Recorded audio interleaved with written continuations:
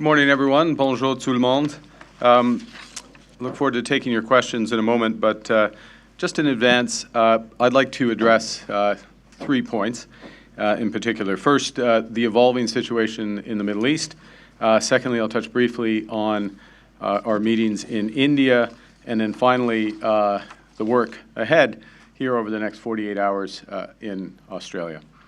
And I would like to maybe observe right at the start already thank Prime Minister Albanese and the Australian people for the warm welcome and affording us so much time for our important discussions. Okay, to turn to the situation in the Middle East, and I'll begin in French. Le Canada considère depuis longtemps l'Iran comme la source principale d'instabilité et de terreur au Moyen-Orient. Le régime et ses mandataires ont assassiné plusieurs de civils canadiens et causé d'immenses souffrances à des millions de personnes au Moyen-Orient et ailleurs. Après plus de 20 ans de négociations et d'efforts diplomatiques, l'Iran n'a toujours pas démantelé son programme nucléaire ni mis fin à ses activités d'enrichissement. Le Canada soutient depuis longtemps la nécessité impérative de neutraliser cette grave menace pour le monde. Le Canada est solidaire de la population iranienne dans sa longue et courageuse lutte contre ce régime oppressif. C'est pourquoi nous appuyons les efforts visant à empêcher l'Iran de se doter de l'arme nucléaire et à empêcher son régime de continuer à menacer la paix et la sécurité internationale. Parce que le Canada s'engage activement dans le monde tel qu'il est, sans attendre passivement l'avènement d'un monde tel que nous le souhaitons. Nous adoptons cette position contre cœur parce que le conflit actuel est un autre exemple à l'échec de l'ordre international. Malgré des décennies de résolutions du Conseil de sécurité des Nations unies, le travail infatigable de l'Agence internationale de l'énergie atomique et une succession de sanctions et de résolutions diplomatiques, la menace nucléaire iranienne demeure. Et maintenant, les États-Unis et Israël ont agi sans impliquer les Nations unies ni consulter leurs alliés, y compris le Canada. Dans les circonstances, où en sommes-nous maintenant? Face à un conflit qui s'attend rapidement et à des menaces qui s'aggravent pour la vie des civils. Le Canada réaffirme que tous les belligérants sont liés par le droit international. Nous condamnons les frappes menées par l'Iran contre des civils et des infrastructures civiles à travers le Moyen-Orient. Nous implorons toutes les parties, y compris les États-Unis et Israël, de respecter les règles de l'engagement international. Le Canada appelle à une désescalade rapide des hostilités et prêt à contribuer à la réalisation de cet objectif. La résolution de cette crise nécessite un engagement en faveur d'une solution politique globale. Le dialogue diplomatique est essentiel pour éviter que le conflit s'étende et s'aggrave.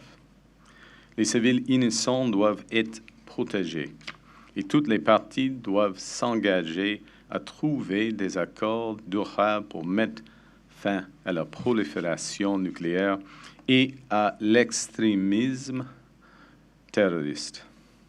Le Canada continuera de privilégier cette approche avec les pays qui partagent ses vues et les parties au conflit.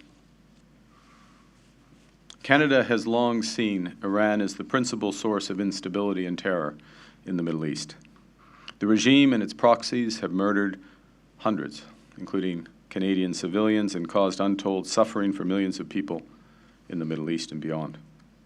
Despite more than 2 decades of negotiations and diplomatic efforts, Iran has not dismantled its nuclear program nor halted its enrichment activities.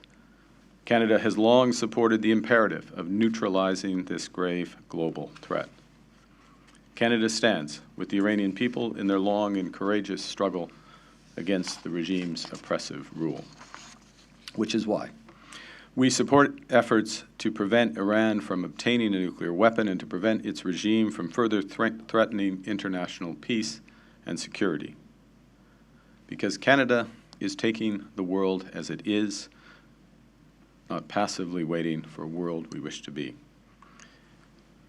We do, however, take this position with regret because the current conflict is another example of the failure of the international order. Despite decades of UN Security Council resolutions, the tireless work of the International Atomic Energy Agency, and the succession of sanctions and diplomatic frameworks, Iran's nuclear threat remains. And now, the United States and Israel have acted without engaging the United Nations or consulting allies, including Canada. So where to from here? With a rapidly spreading conflict and growing threats to civilian life. Canada reaffirms that international law binds all belligerents. We condemn the strikes carried out by Iran on civilians and civilian infrastructure across the Middle East. And we implore all parties, including the United States and Israel, to respect the rules of international engagement. Canada calls for a rapid de-escalation of hostilities and is prepared to assist in achieving this goal. Resolution of this crisis will require commitment to a broader political solution. And diplomatic engagement is essential to avoid a wider and deeper conflict. Innocent civilians must be protected, and all parties must commit to finding enduring agreements to end both nuclear proliferation and terrorist extremism. Canada will pursue this approach with like-minded countries and participants in the conflict. And now briefly, allow me to return to our work in this region. J'arrive ici de Mumbai et de New Delhi, où j'ai rencontré le Premier ministre Modi. Ensemble, nous renouvelons et élargissons la relation entre le Canada et l'Inde.